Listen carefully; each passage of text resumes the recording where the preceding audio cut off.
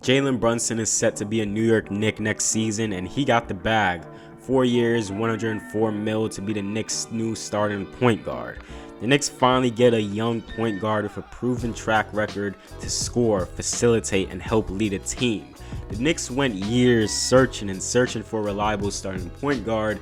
They struck out last season with Kemba, and they moved Alec Burks as the team's point guard.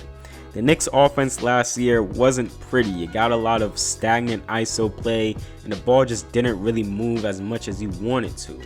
Brunson, even being an ISO threat, can at least be a good consistent driving kicker to at least boost the offensive production from this team. Brunson, a 6'1 guard, averaged a career high 16.3 points, 4.8 assists, and 4 rebounds last season for the Dallas Mavericks. He had one heck of a run in the 2022 playoffs, and realistically, without Brunson's production, the Mavs probably would have went home in the first round.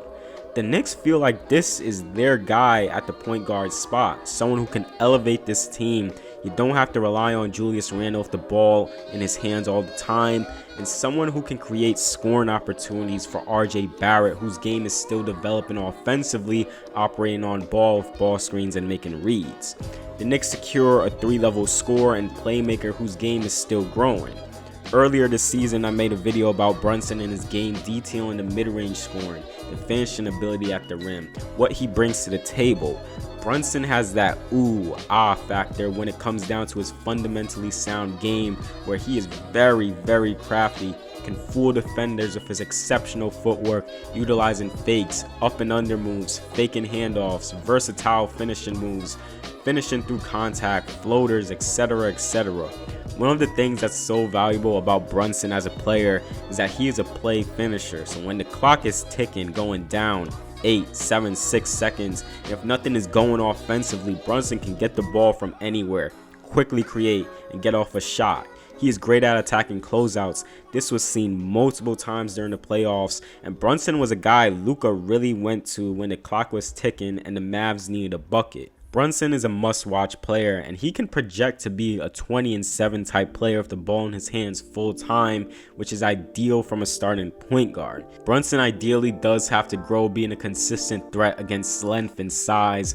Also must bump up his free throw attempts. He only takes around 2.7 a game, and you want that increasing for him, especially since he is a threat at the rim. He shot 68% at the rim last season at a 22% frequency according to Clean the Glass.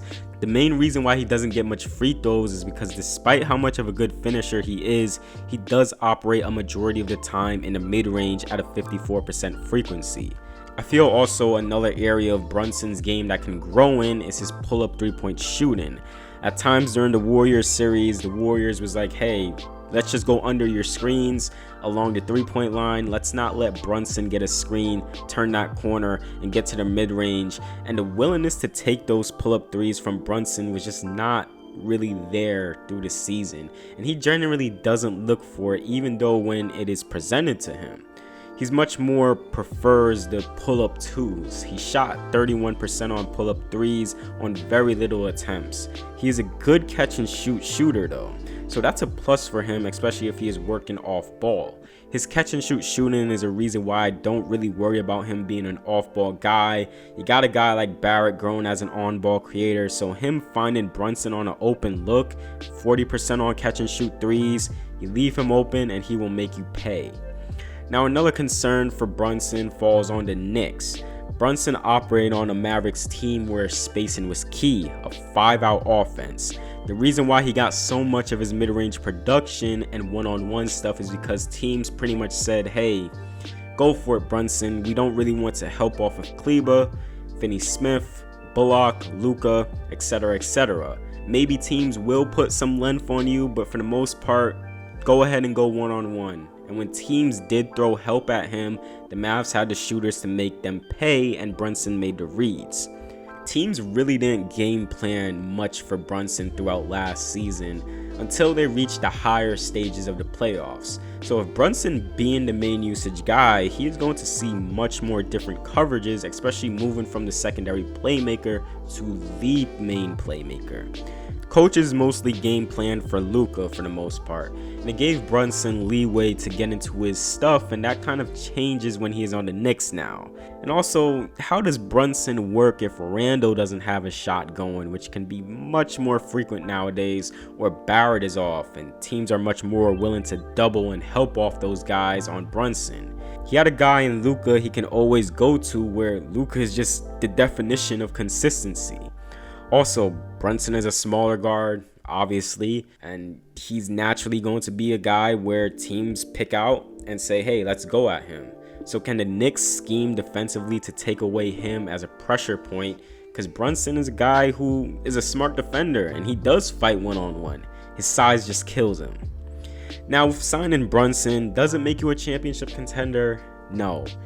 If all goes right, the Knicks can be a threat for the playoffs, but this is a sign-in to build a foundation. You get a reliable point guard finally after so many years, so you don't have to strain too much on-ball reps on Barrett and Randle, and that can be fuzzy at times. You get a guy that doesn't average much turnovers, he excelled with or without Luka, and a guy you can give the ball to and say, here, get a bucket for us. There are still question marks with the Knicks as a whole and what direction they want to go in, especially with Randle and if they want to move on from him. But you hold on getting a guy who just proved to be a difference maker in the playoffs.